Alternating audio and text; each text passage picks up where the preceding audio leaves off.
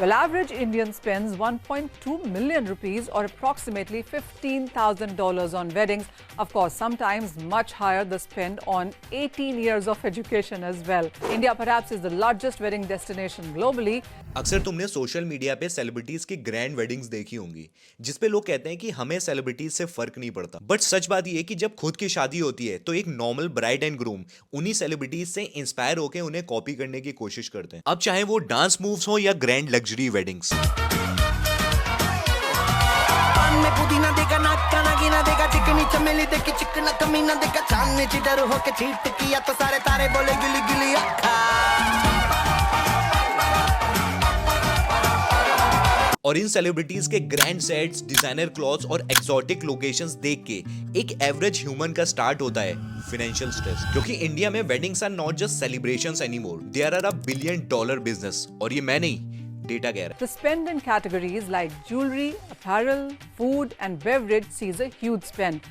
Reports do suggest that nearly 50% of all jewelry bought in India is bridal jewelry. Weddings also contribute to the over 10% of apparel's industry revenue. जहां पे एक real estate industry 4% से grow कर रही है year on year, वहां पे wedding business 5 गुना ज्यादा से ग्रो कर रहा है, that is 20% and is worth 3.7 lakh crore. एक सेलिब्रिटी की शादी आज की डेट में एक एस्पिरेशनल मार्केटिंग इवेंट है, जहां पे big brands, luxury hotels, big photographers, इन सब की मार्केटिंग इन्वॉल्व होती है, जो कहीं ना कहीं एक नॉर्मल इंसान को इमोशनली वल्नरेबल बना रही है। टू बी वेरी फ्रैंक, मैं ये नहीं कहना चाहता कि ग्रैंड वेडिंग करना गलत है। सोचो अगर किसी के पास बहुत पैसा है और एक दिन का खर्चा करके उसके आगे की लाइफ में कोई इंपैक्ट नहीं पड़ता, तो किसी को क्या ही फर्क पड़ता है। बट यहां मैं उनकी बात कर रहा हूं जिन्हें फर्क पड़ता है।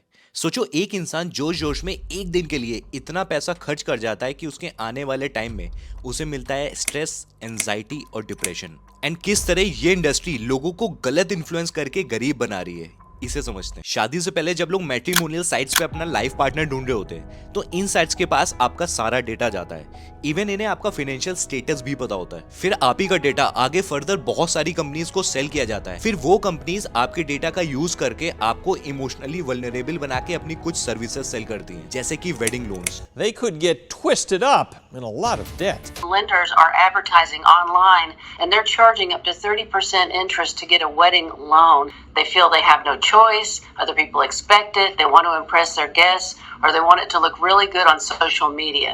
अभी तक तो फिर भी ठीक था जब लोग अपनी पूरी जिंदगी की कमाई एक वेडिंग में स्पेंड कर रहे थे, बट हद तब हो गई जब आप ही लोगों को इन्फ्लुएंस करके एक नया प्रोडक्ट इन्वेंट कर दिया गया, वेडिंग लोन।